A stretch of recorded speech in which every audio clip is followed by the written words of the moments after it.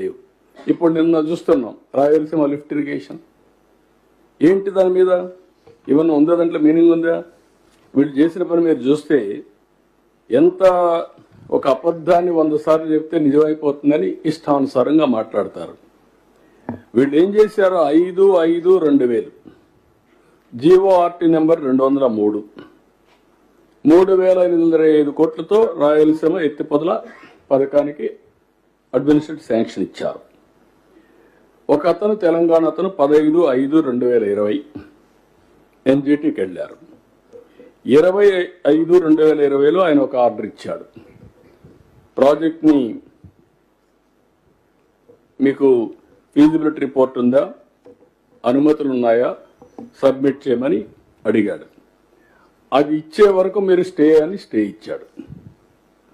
13/7/2020 మళ్ళా వీడిపోయి అడిగితే దానిపైన పాక్షిక సవరణ ఇస్తూ ప్రాజెక్ట్ నివేదిక డిపిఆర్ పిలవండి, టెండర్లకు పిలవండి అని చెప్పారు.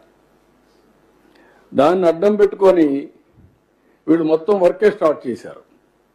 29/10/2020 మళ్ళా ఎన్జిటి కంపల్సరీగా మీరు ఈసీ తీసుకోలేదు, ఎన్విరాన్మెంట్ క్లియరెన్స్ స్టాప్ చేయమన్నారు. స్టాప్ చేశారు.